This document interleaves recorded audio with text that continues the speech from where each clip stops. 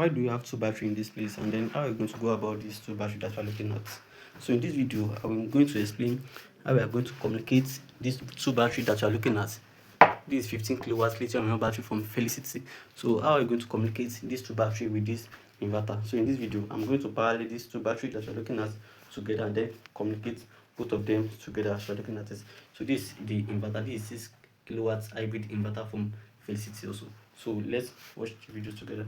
So first thing, if you want to parallel your batteries together, number one thing that you need to know is that this is your terminal for the battery. So the positive of this first battery will go to the positive. Can you look at it? We go to the positive of this second battery in this place. Can you see it now? So this is the positive terminal. Can you see where the right positive terminal? So and then the negative of this first battery will also go to the negative of the second battery also. So that is the first thing that you need to do. So positive to positive and then negative to negative. So and then if you are not using your bus bar, so you can just use a cable that is the second terminal that is here. This is the positive.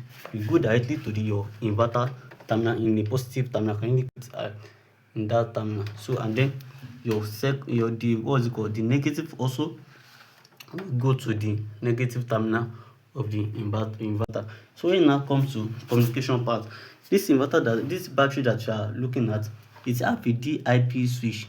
Can you like indicate that there? So you have a DIP switch in this place. The DIP switch, it is being covered by this small rubber that you are looking at.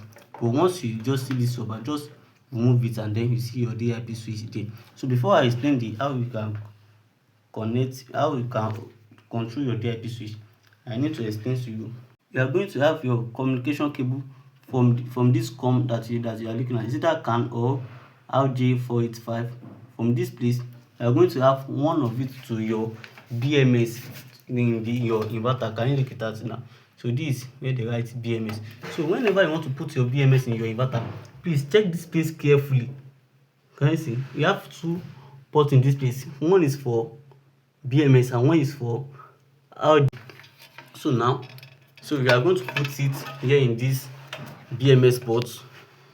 So now I have put it in my BMS port and then it is already in this COM in my battery. So now we have not used communication cable to parallel these two batteries together. They just share coins together, but there is no signal that is communicating between these two batteries. So now if you want to do that now, it is this cable, that's it, the second communication cable that you are going to use to do that. So now let's see.